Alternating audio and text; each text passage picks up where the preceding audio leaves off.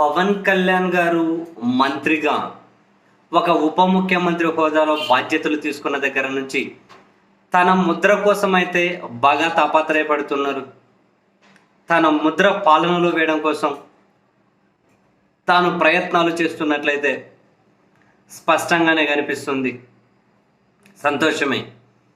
పాలనలో తన ముద్ర వేసి మంచి పరిపాలన అందించాలి అని చెప్పి ఎవరు కోరుకున్నా కూడా స్వాగతించాల్సిందే. సో అందులో మరొకడుగు ముందుకేసి పవన్ కళ్యాణ్ గారు వాళ్ళ జనసేన పార్టీ కింద వచ్చే మంత్రిత్వ శాఖలు ఏదైతే ఉంటాయో తన పరిధిలో ఉన్న గ్రామీణాభివృద్ధి, సైన్స్ అండ్ టెక్నాలజీ, పర్యావరణం,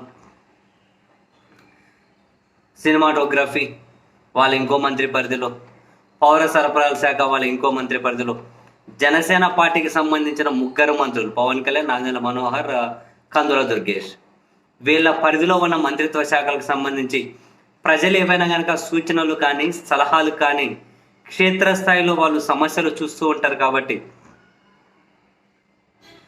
వాళ్ళు ఏవైనా సూచనలు సలహాలు ఇవ్వాలి అనుకుంటే ఒక క్యూఆర్ కోడ్ లేదా ఒక గూగుల్ ఫామ్ దాని ద్వారా ఇవ్వండి అని చెప్పి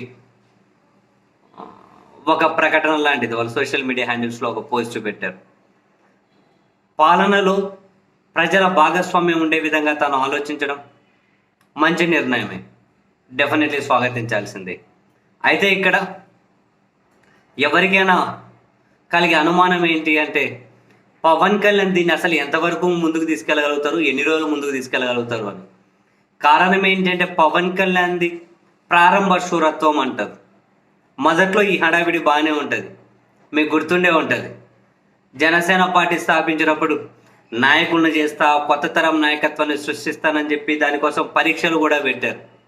యాటికి పోయినో చివరికి 10 మంది నాయకులుగా తయారు చేసే పరిస్థితి లేక అటు టీడీపీ, వైసీపీ దాని నుంచి దీని నుంచి వచ్చిన వాళ్ళకి టికెట్లు ఇచ్చారు.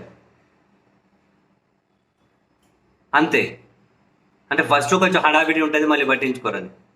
ఇప్పుడు మరి మంచి ఆలోచన చేశారు, అది కొనసాగించుకుంటూ వెళ్ళాలి అన్నది మంచి నిర్ణయం, కొనసాగించుకుంటూ వెళ్తే. అండ్ ఇంకొకటి ఏంటంటే ఇక్కడ ఎవరెవరైతే వాళ్ళు పవన్ కళ్యాణ్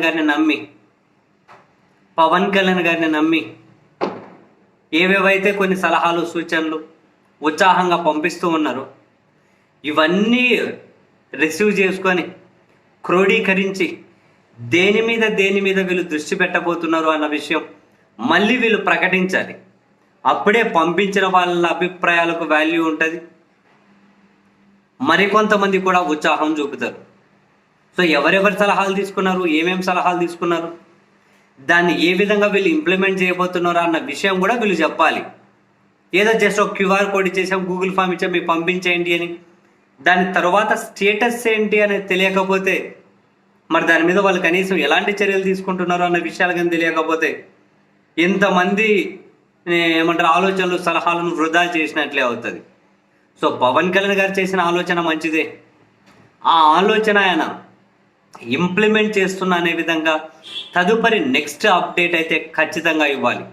ఏమేమి సలహాలు తీసుకున్నారు, ఎలా ఇంప్లిమెంట్ చేయబోతున్నారు, ఇవైతే ఖచ్చితంగా ఇవ్వాలి.